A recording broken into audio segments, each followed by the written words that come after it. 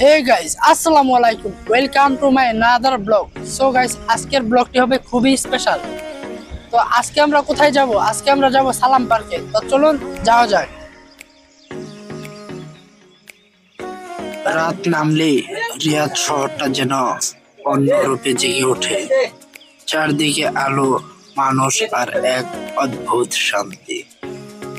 আর সেই রাতের সৌন্দর্যের মাঝে সব মোহনীয় জায়গাগুলোর মধ্যে একটি হলো সালাম।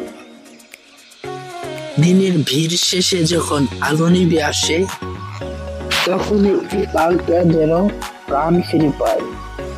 লেকের পানিতে রঙিন লাইটের প্রতিফলন, চারপাশে হাঁটা থাকা মানুষ আর শিশুদের হাসির শব্দ, সব মিলিয়ে একটা অন্যরকম মুড তৈরি করে।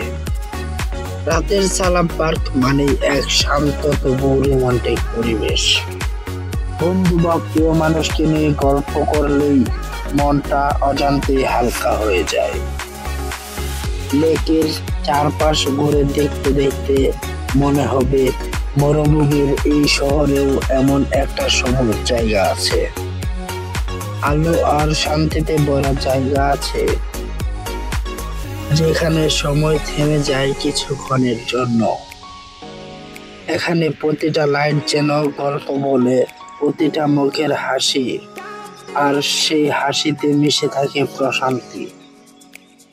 ছোট বাচ্চারা খেলছে, কেউ হাঁটছে, কেউ বসে আছে লেকের ধারে। সবাই যেন নিজের মতো করে উপভোগ করতেছে রাতটাকে। রিয়াদের ব্যস্ত দিনে ক্লান্তি ভুলে এখানে এসে মানুষ খুশি শান্তি পায় আর সতেজতা। রাতের সালাম পার্ক শুধু একটা পার্ক না, এটা রিয়াদের হৃদয়ে এক টুকরো জোনাকির আলো, যেখানে শহর কোলাহল থেমে যায় আর শুরু হয় প্রকৃতির নিঃশব্দ সুর। তুমি যদি এখনো রাতের সালাম পার্ক না দেখে থাকো, একবার এসে দেখো, মনে হবে এটাই রিয়াদের আসল সৌন্দর্য।